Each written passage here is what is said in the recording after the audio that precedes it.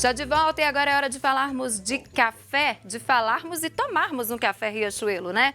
Você, como eu, gosta de um café, tenho certeza que já conhece o café Riachuelo, né? Se não conhece, tem que conhecer o quanto antes, porque é um café com os grãos puros e especiais, selecionados do sul de Minas Gerais e também do Cerrado Mineiro. É um café 100% arábica, torrado e moído artesanalmente. Então você, minha amiga, você, meu amigo, leve nas compras o café Riachuelo com verdadeiro gostinho da roça. E já no mercado há 57 anos fazendo o café dos mineiros. Você vai encontrar o café Riachuelo moído na hora no final da Avenida Paraná, na virada do Move, entre as ruas Santa Catarina e Tupis, na antiga Praça 1º de Maio, fica no centro da capital mineira. Um ponto de referência, né, para você ter mais informações, para facilitar a sua vida, é o Mercado Central.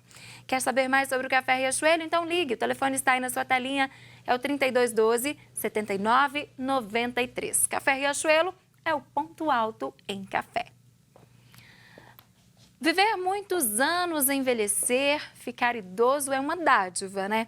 São muitas experiências de vida, muitas histórias para contar. Mas é melhor ainda fazer tudo isso com saúde e lucidez, né, gente?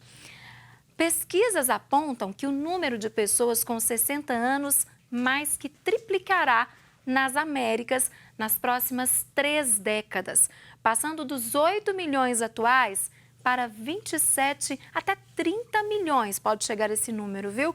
Isso até o ano de 2050. Bom, o fato é que a população de idosos está crescendo muito, né? E com o passar do tempo, o nosso corpo ele sofre os desgastes naturais, né, da idade. Isso é normal. Mas é possível envelhecer e ficar bem? Será que sim? É o que nós vamos descobrir agora em uma conversa com o Dr. Marco Túlio Sintra, que é médico geriatra. Doutor, bom dia, seja bem-vindo aqui ao nosso programa. Então, para começar, eu queria que o senhor respondesse já essa pergunta. É possível ficar bem, envelhecer bem, com saúde, com qualidade de vida? Bom dia, obrigado pela oportunidade. A primeira pergunta é quando a resposta é quando a pessoa está pensando e planejando começar a velhice. Se ela pensa sobre como ela quer envelhecer quando ela já está idosa, o benefício de mudar a vida dela, fazer atividade física, uma boa alimentação, se cuidar, vai ser muito menor se ela pensar nisso quando ela ainda é jovem. A época de pensar como eu vou planejar a velhice é hoje. Tenha bons hábitos de vida, faça atividade física, cuide da própria saúde. Se você tem algum problema de saúde, alguma doença, trate adequadamente para que possa envelhecer com boa qualidade. Agora, o envelhecimento, a forma de envelhecer, pode variar de pessoa para pessoa, doutor? Varia muito. O processo de envelhecimento ele é heterogêneo.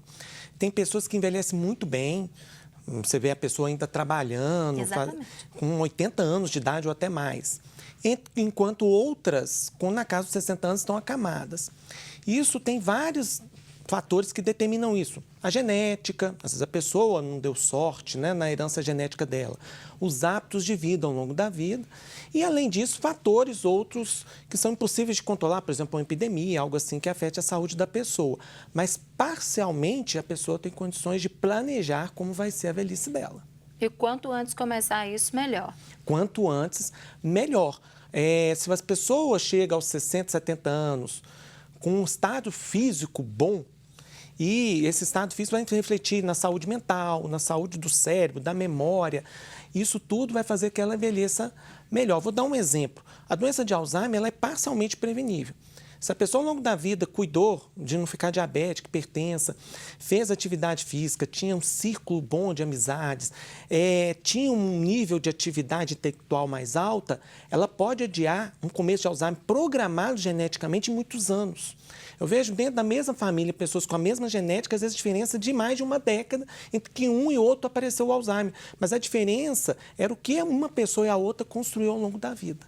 Mas aí, quando a gente fala de atividade física, por exemplo, o que é ideal, então, praticar? Uma prática de 3 vezes por semana, mais ou menos? O que a Organização Mundial de Saúde recomenda são 5 vezes por semana. 5 vezes. Isso, com mínimo 30 minutos e que não se deveria passar mais de um dia sem fazer atividade. Então, essas 5 vezes não é segunda a sexta. É melhor fazer segunda a sábado e pula um dia durante a semana. Começando com atividades aeróbicas, por exemplo, uma caminhada, e depois que a pessoa estiver fisicamente melhor, fazer uma atividade que nós chamamos resistida, por exemplo, pilates ou musculação. Esse que é o ideal começar e começar isso novo, não esperar envelhecer. Que de vez em quando eu recebo pessoas no consultório assim, com 80 anos, não, eu estou aqui porque eu estou preocupado como eu estou envelhecendo. Mas muito tempo já se passou. O ideal é que essa preocupação viesse antes. Agregar essas pessoas, exatamente, como você disse, chegou aos 60 anos, nunca fez atividade física durante a vida, mas quer passar a fazer a partir dali. E aí, vai ter algum efeito ou não? Tem benefício. Sempre essas mudanças de estilo de vida, eu vou alimentar melhor, vou fazer atividade física, vou ser mais atuante onde eu vivo, isso vai ter benefício em qualquer idade. Claro que eu não posso falar que o benefício vai ser igual numa pessoa jovem. Por exemplo, às vezes um mecanismo de uma pessoa ter um infarto, de ter uma demência de Alzheimer, já foi desencadeado aos 60, 70 anos. Mas, se a pessoa mudar os hábitos, ela pode adiar algo que já está a caminho e viver mais tempo e melhor com qualidade. Bom, a gente falou de atividade física e alimentação, doutor. O que as pessoas devem priorizar nessa alimentação, então? É muito interessante que nós estamos vivendo extremos. Ao mesmo tempo que nós temos muitas pessoas com alimentação muito ruim, baseada em refrigerantes, gorduras saturadas, comendo alimentação baseada em hambúrgueres e frituras, nós estamos com um extremo de pessoas que abandonaram alimentos à base de carne, só comem vegetais e se institulam veganos. Nós temos que tomar cuidado com muitos extremos, né? Dietas extremamente rigorosas, não vou tirar vários alimentos da saúde, não necessariamente é saudável. E também a alimentação toda baseada em gordura também não é saudável. A primeira coisa é pensar que a dieta básica do brasileiro não era ruim. O arroz, feijão, carne, salada não era ruim. Na verdade, a nossa alimentação piorou pela importação do modelo americano, baseado em cachorro-quente, hambúrgueres. Esse perfil piorou a nossa alimentação. E uma outra questão é o excesso de consumo de massas. Mas muito cuidado com essas dietas que são vendidas prometendo milagres. Não existe milagre em alimentação. A pessoa pode até emagrecer rápido, mas depois vai ganhar um peso rapidamente. O ideal é preocupar ao longo da vida com os excessos. Não comer excesso de gordura, por exemplo, churrasco todo final de semana, isso não vai fazer bem. Né? De vez em quando é uma coisa, outra coisa é fazer sempre. Todo dia beber bebida alcoólica, isso vai ter consequências na saúde da pessoa. Excesso de consumo de açúcares também vai ter consequência. Hoje, por exemplo, os refrigerantes têm muito açúcar, as bebidas prontas, por exemplo, o suco em caixinha tem muito açúcar, iogurtes saborizados têm muito açúcar. Então, tomar cuidado com esses alimentos, porque são os excessos que fazem mal à saúde. E ele também, então, essa alimentação adequada é ideal para prevenir problemas aí depois dos 60 anos também. Se a pessoa comer mais alimentos in natura, porque isso é difícil explicar fazer uma dieta. Mas, olha, eu fui ao supermercado e comprei frutas, legumes, estou comendo arroz, feijão, estou comendo... A pessoa está comendo carne, mas não está comendo carne gordurosa. Isso é bom para a saúde. Né? O cuidado é com os excessos que fazem mal. Os alimentos industrializados tem que se tomar muito cuidado, porque muitos deles, para dar sabor, tem muito sal, tem muito açúcar. E as pessoas não têm o hábito de ler, que está escondido pequenininho na embalagem, a constituição dos alimentos. Era bem interessante ler e ver o que ela está consumindo. Às vezes até alimentos ditos saudáveis e vendidos como tais, como você olha, tem uma quantidade absurda de sal, de gorduras saturadas ou até mesmo de açúcares. A pessoa está levando o produto para casa e acha que é um produto bom, um produto que vai fazer bem, porque o gosto é bom, está saboroso, né? E é uma bomba, na verdade, né? Exatamente. Deveríamos ter o hábito de ler o que estamos consumindo. A pessoa leva. Eu já vi alguns produtos ditos naturais e quando eu fui olhar a quantidade de gordura saturada, de açúcares, era imenso. Na verdade, era uma propaganda enganosa, né?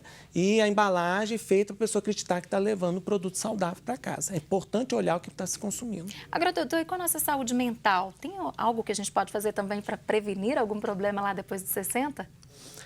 Os principais estudos estão ligados à prevenção de Alzheimer. E aí, uma coisa interessante que o Alzheimer ele é parcialmente prevenível após os 65 anos. Antes dos 65 anos, a maior parte é genético. Então, tem realmente a pessoa nasceu com a genética que vai fazer ter Alzheimer. Mas após os 60, é parcialmente prevenível. E é interessante que alguns estudos estão mostrando que o estilo de vida da pessoa, por exemplo, ter amigos, ter vida social, faz diferença. Tem situações que nós não pensamos, às vezes, o que significa saúde, mas significa. Vou ter um exemplo. É difícil a pessoa ter boa saúde a longo prazo, ela gasta 2, 3 horas para ir ao trabalho e 2, 3 horas para voltar.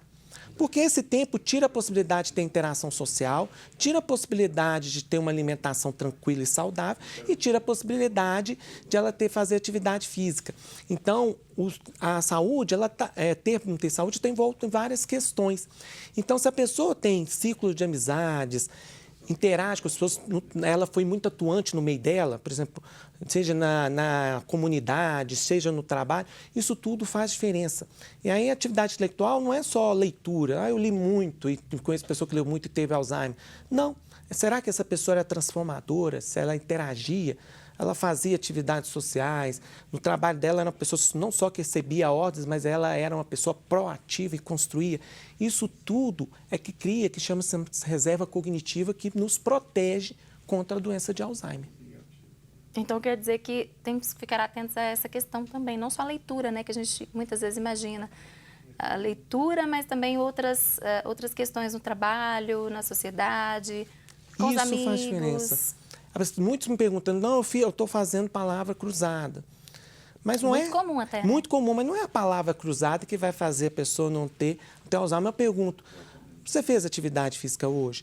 Você só fica dentro de casa olhando parede? Ou fez algo de diferente? Hoje, amanhã, pensa em fazer algo amanhã.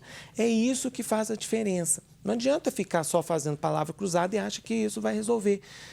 O interessante é que a pessoa seja uma pessoa que transforma, que haja diferente. Isso faz o cérebro, protege o cérebro contra essas situações. Então, a pessoa, mesmo quando ela está aposentada, não significa que ela precisa ficar em casa esperando a morte chegar. Tem muitos anos pela frente. Se nós pegarmos a perspectiva da nossa vida, se a gente não tiver nenhum problema grave, nós podemos chegar a 120 anos. Nós somos considerados idosos com 60. Mesmo com a reforma previdenciária, a maior parte vai aposentar aos 65. Será que você, depois de 65, está condenado a décadas olhando parede? Dá para fazer muita coisa, Exatamente. Né? Exatamente. Dá para fazer muito, contribuir muito para a sociedade e isso retorna como bom estado de saúde para a própria pessoa. Seja evitando doenças como a demência, mas outras situações, por exemplo, se a pessoa é muito ativa, ela vai ter um nível de atividade física maior, protege, por exemplo, com doenças cardiovasculares, de ter um AVC. Então, isso vai voltar para ela como um melhor estado de saúde. Doutor, e o tabagismo, hein? As pessoas que fumam, apesar de tanta informação, de falar tanto dos malefícios, também é um fator aí fundamental para a questão de demência dos idosos? Demência e saúde como um todo, né? O cigarro é o principal fator evitável de morte no nosso meio. Os sistemas públicos de saúde, como o SUS, poderiam colher se ninguém fumasse, pelas consequências. Então, o cigarro causa Alzheimer, causa infarto, causa AVC, impotência sexual, que é uma questão que os idosos perguntam muito, é grande causa. Então, assim, a pessoa não fumar é extremamente importante para o cérebro. Se alguém está assistindo é tabagista, deveria, a partir de hoje, pensar em interromper. Porque o cigarro, ele não causa demência, não é só porque a pessoa pode ter um AVC e ter demência. Não. Lentamente atrapalha a circulação no cérebro e isso pode causar o mecanismo que leva a pessoa a ter Alzheimer. É um grande fator de risco. Então, a minha recomendação é fortíssima, não fume. Nada que é inalado para causar prazer a alguém é bom para a saúde. Então, o cigarro está entre eles, deveria interromper. Nada de cigarro, então, né? Agora, há uma demência que seja mais comum, por exemplo, aqui entre os brasileiros e que não acontece em outros países? Ou não? No Brasil e no resto do mundo, o Alzheimer é a forma mais comum. O que às vezes tem uma diferença de um lugar ou outro é a carga vascular disso. O que é isso? O quanto que os hábitos de vida da pessoa estão influindo no Alzheimer. No Brasil, há uma característica de um componente vascular mais forte. Há um consumo excessivo de sal no Brasil, um consumo muito alto de açúcares, um nível de sedentarismo altíssimo, Tabagismo nós melhoramos, mas muito consumo de álcool e muito consumo de gorduras. Isso faz que nós temos ainda um componente vascular no Alzheimer muito forte. Além disso, nós temos muitas pessoas que não procuram e não fazem avaliação periódica de saúde. Então, elas descobrem hipertensão, diabetes já tardiamente, já com lesões dessa doença, e uma delas a própria demência. Agora, você falou primeiro do Alzheimer, né? Quais são as outras demências mais comuns? A mais comum é o Alzheimer. Outra forma muito comum é a demência vascular, que pode ocorrer após um AVC, mas não necessariamente precisa ter ocorrido um AVC. Às vezes são isquemias microscópicas, que só uma ressonância vai perceber, mas que aquilo se acumula e leva a pessoa a ter demência e que se parece muito com Alzheimer. E tem formas mais raras, por exemplo, demência corpo de Levy, frontotemporal, a doença de Parkinson, na fase mais avançada dela, é uma demência, fora outras formas que aí são bem raras. Mas Alzheimer causa 50% a 60% das demências. As outras ficam aí com em torno dos 40% das causas. Tá, é o que as pessoas mais têm é o Alzheimer mesmo. Isso, então. No Brasil e no resto do mundo, o Alzheimer é o mais prevalente. Agora, é muito curioso que a prevenção de evitar de ter uma demência vascular, não ter, por exemplo, um AVC, todas essas medidas também servem para a doença de Alzheimer. Então, você estaria prevenindo as duas formas de demência. Tá certo, doutor. Muito obrigada por conversar conosco nesta manhã e um bom dia. Bom dia, muito obrigado pela oportunidade novamente. Bom, e você aí de casa, continue conosco, viu? Vamos para um rápido intervalo e eu volto já.